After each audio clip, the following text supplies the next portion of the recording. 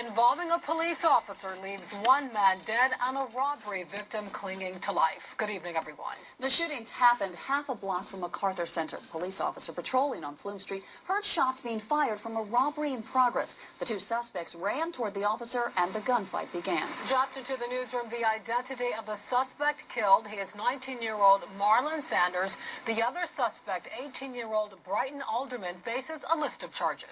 13 News reporter Patrick Terpstra is live at the scene of that shootout. And Patrick, there are actually two crime scenes. That's right, Sandra. The first crime scene is behind me, right next to one of those meters. That is where there was a robbery in progress. A man inside his car shot and gravely injured. According to police, the two suspects ran this way, got to this corner, started going to my left. At one point, one of these newspaper racks fell over, and then they encountered a police officer. An officer on routine bike patrol heard gunfire around 12:30 a.m. When he began pedaling toward the noise, he encountered two men running south from the area. The men and the officer exchanged gunfire about 100 yards from the initial shooting, where a man lay bleeding in a car.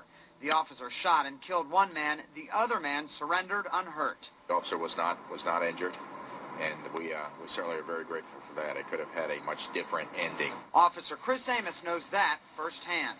Not many things take me back to that night. Last night took me back to that night. 13 years ago, he was patrolling on a bike and chasing a suspect. Didn't see anything until there was a flash of light.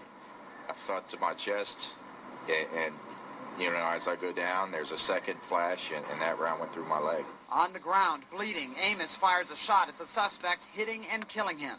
The officer in the overnight shooting walked away unhurt, but Amos says the psychological toll is heavy. Hours after the shooting, Amos talked to the officer. After I did what needed to be done here at the scene, I just went down to the precinct where the officer was. I just sat with him, and you know, he's going to be okay.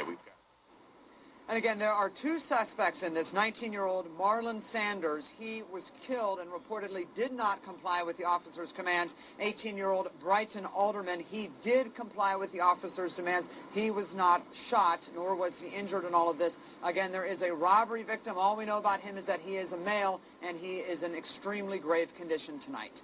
Reporting live in Norfolk, Patrick Terpstra, 13 News. All right, thank you.